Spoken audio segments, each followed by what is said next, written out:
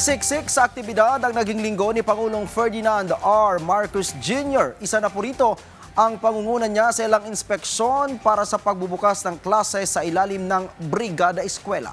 Yan ang ulat ni Kenneth Pasyente. Mas pinalakas pa ni Pangulong Ferdinand R. Marcos Jr. ang pagpapataas ng antas ng relasyon ng Pilipinas at Vietnam tungo sa Enhanced Strategic Partnership kasabay ng pagbisita ni Vietnamese President To Lam.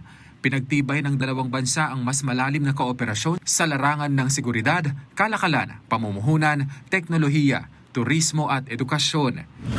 Pinangunahan din niya ang inspeksyon sa paghahanda para sa pagbubukas ng klase sa ilalim ng Brigada Eskwela sa Navotas City. Sinuri niya ang mga programang nakatuon sa pagpapatupad ng kalidad na pagkatuto, kabilang ang aral program ng Department of Education na nakapagpababa sa bilang ng mga struggling learners sa bansa. Binisita rin ng Pangulo ang mga Batang Maynila Presidential Scholars at nangakong palalawakin ang Bawat Bayan Makikinabang program na magbibigay ng tulong pinansyal sa mga estudyanteng nangangailangan. Sa larangan naman ng agham at teknolohiya, pinangunahan ng Pangulo ang pagpupulong ng Philippine Space Council kung saan inaprubahan ang mga programang magpapalakas sa kakayahan ng bansa sa satellite development, telecommunications at paggamit ng space technology para sa disaster response at environmental monitoring. Sa infrastruktura, personal na ininspeksyon ng Pangulo ang rehabilitasyon ng Maharlika Highway sa Samar. Binigyang diin niya ang kahalagahan ng dekalidad na konstruksyon upang mapabilis ang biyahe, mapabuti ang konektibidad at mapalakas ang ekonomiya sa rehiyon.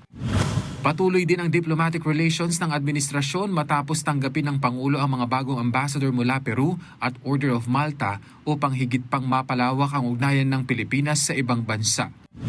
Sa gitna naman ng mga usaping pampolitika, nanawagan ng punong ehekutibo sa mga senador na ipagpatuloy ang kanilang trabaho at tutukan ang mahahalagang isyong kinakaharap ng bansa, kabilang ang sitwasyon sa sektor ng enerhiya.